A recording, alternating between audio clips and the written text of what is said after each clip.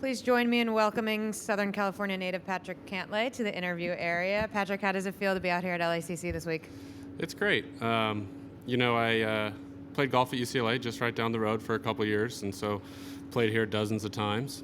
And, they had announced the tournament, I think, around then. So it's been a long wait to get here, and it's going to be great. Talk to a little bit about your experience with the course and then what it's feeling like this week. Yeah, it's obviously totally different than it has been, every time I've been on property. But I think it'll be a good test. And it looks like it's going to be in good shape, and we're going to get good weather. I know you're not living here anymore, but does it feel like coming home a bit to be out here? And I assume you have a little more family and friends? It's definitely familiar, so it feels a little like a home game. And yeah, I'm definitely going to have a bunch of family and friends out this week. We're going to open it up to questions. Questions? Doug will ask one eventually, I promise. We can take one from the WebEx. A lot of talk about the par threes this week, short and long. Do you like a hole that could potentially play 80-ish yards? Yeah, I've never playing that short. I've never played that hole location before, but obviously I saw it in the Walker Cup and looked like it played darn near just as difficult as some of the really long par threes, so it should be interesting. One more here. You've played in some U.S. Opens before. The setup feels different. Talk a little bit about comparing it to other U.S. Open setups you've approached in the past. Yeah, I feel like we haven't played a lot of Bermuda U.S. Opens, so that's a little different. And then also, we haven't seen fairways maybe this wide, but I don't think these fairways will play particularly wide. So it'll still be a challenge, and it'll still be very important to play out of the fairway. So yeah, I think those are the two biggest differences, but I think it'll still play very difficult. We're going to go back right to Ben. Hey, mate. Plenty of people have had opinion and comment on your major championship career. How would you describe it? Yeah, off to a slow start, I would say, and I'm looking to improve that. You still have reasonable numbers, though, if we're being fair. Have you been able to pinpoint what it might be to even take that up one more notch? Sorry, say that again. Reasonable numbers for... Your results are reasonable. It's not like they're not terrible, even though some people might want to pretend they are. So, but what is it to take that extra step so that narrative doesn't exist? Yeah, just got to play more and win one, so that'll change the narrative pretty quick. We're going to go back left. Patrick, as a policy board member, I'm wondering if you anticipate voting in favor of whatever final agreement comes out of PGA Tour and LIV, and sort of what your experience is like, not just being a player who this affects, but sort of having a governing role in how it all works. Sure. Well, as far as my role, I think it's my role to represent the members as best as possible and to do right by them.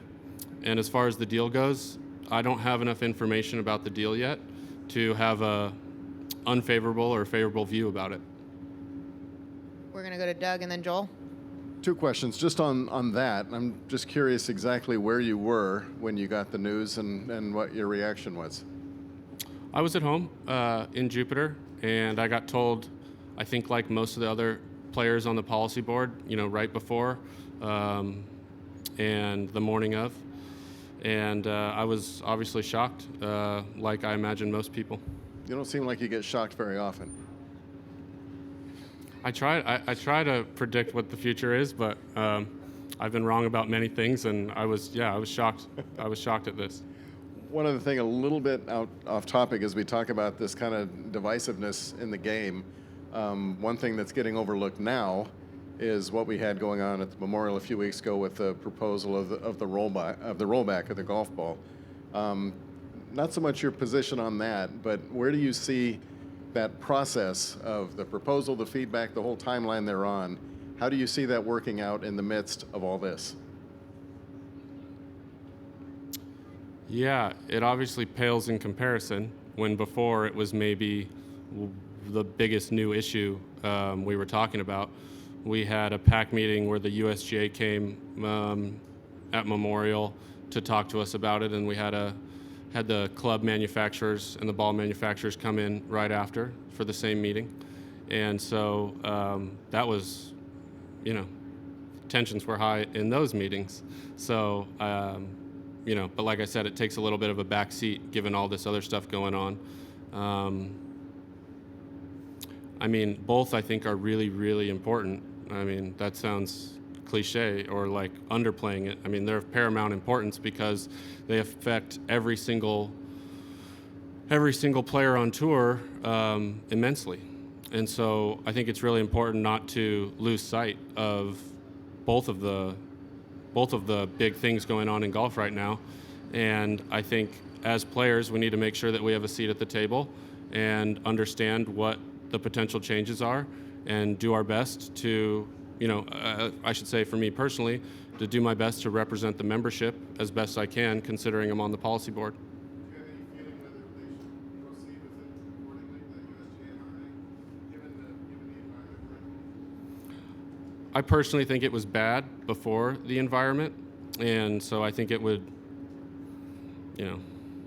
be even more turbulent in a time of turbulence, which is not what the game needs. The game is in arguably the strongest spot it's ever been. I know rounds in the country are at the highest they've ever been coming out of COVID, and a lot of people are really excited about playing golf.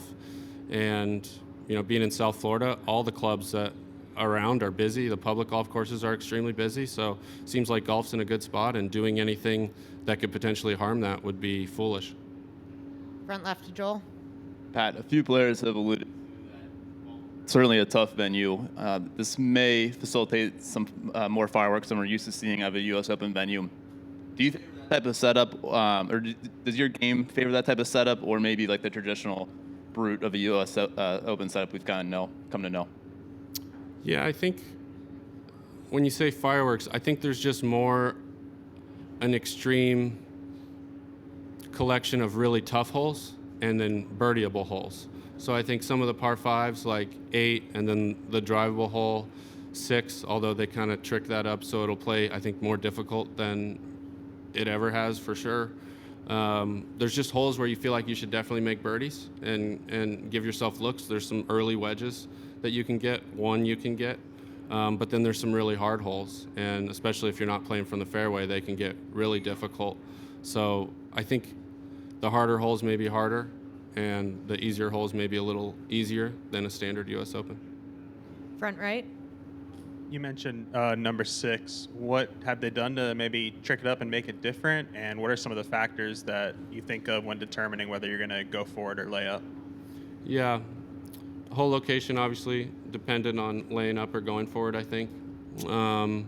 But the type of grass they planted around that hole is totally foreign and not anywhere else on the golf course. And it's also very chancy, so you could throw 3 balls in there. One could be okay, one could be totally dead, like pitch it out, can't hit the green, and the other could be sitting up fine. And so it puts an element of serious luck in there, considering we're only going to play the hole 4 times. But just the fact that it's just totally different grass. But if you lay it up and hit a nice wedge shot, you're going to have a good look. So it's definitely within the player's control to play that hole well. On the right to Bob. Patrick, have you spoken to any of the non-player policy board members and or Jay since this whole thing came down?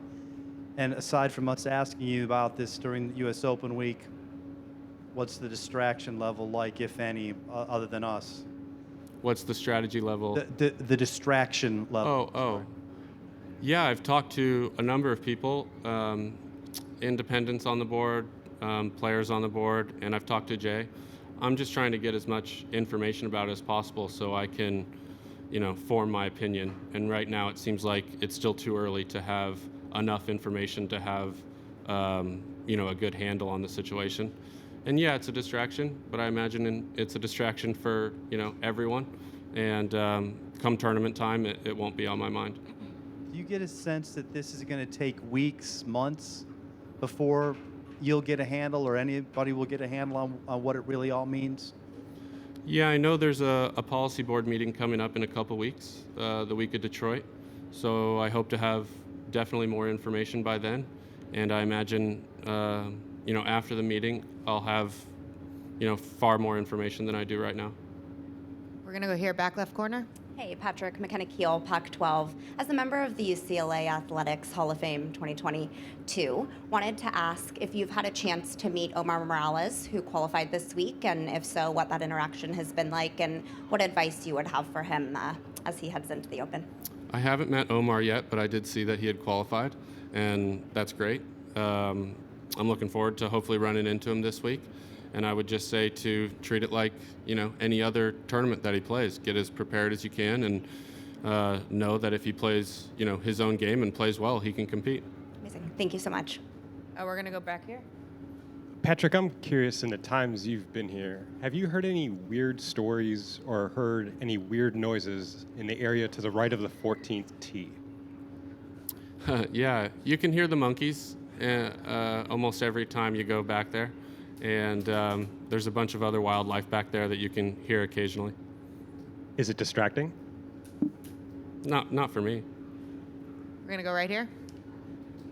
This morning, John Rahm said there's a sense of betrayal amongst many of the players that they're frustrated about this. Are you hearing that from other players? What do you have to say to if John Rahm's frustrated or betrayed? I think it's totally understandable. I think any time that you're left in the dark on a decision that potentially affects you massively, that could easily make you upset. For me, like I said, I'm just trying to understand this deal as best I can, or understand what's going on as best I can. It seems really complicated, and so I don't want to get ahead of myself and form an opinion like that until I know all the facts and know what it's about. But I understand that emotion, and I think it's totally natural and understandable. Stay on your left with Adam. Patrick, did shock turn to anger? No, more confusion about what was really going on, especially with, a lot of the information being information you get from the media, and having just conflicted opinions and stories where I'm not really sure exactly what is going on. I got a broad sense of what I've gathered, and when I've talked to independent directors and then Jay, but I still don't think it's all been worked out. I think it's a process of getting worked out, and I think it's getting worked out right now. And so there's just a lot of unknowns.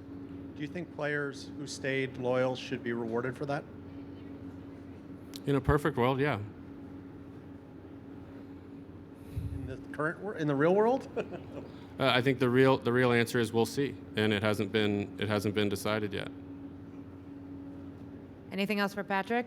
Kind of on the anger side. I knew you'd get some. I know. I knew you'd get some in there. And a couple in there. I'm just curious, what makes you the most angry on the golf course?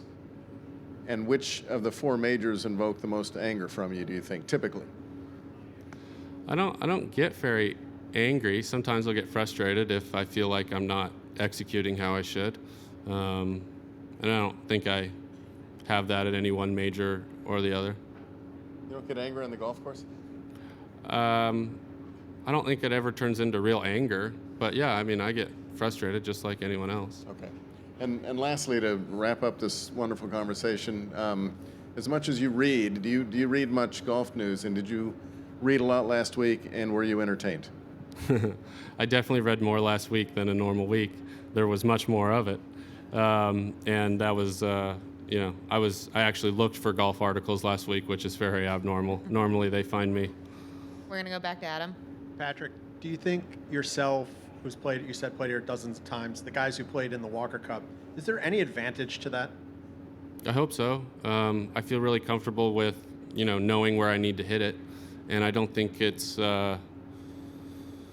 it's still the same golf course. It just is playing a little tougher, a little firmer and faster than I've seen, and obviously the rough is a lot more penal than I've ever seen it. And the fairways are effectively a lot narrower, but I still know exactly where I need to hit it, and so there's not a lot of uncertainty about how I should play the golf course. Great. Well, Patrick, thanks for your time. All right, thank you. Who do you want? Oh. I got one more. As a proud Servite grad, not only did you play UCLA, but obviously, what are you going to tell those kids that from that team that are used to making all the noise in the basketball games?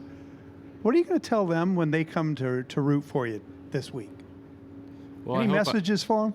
Yeah, I hope I can put on a show for them and give them something to root for. All right. Thank you. Thanks, Patrick.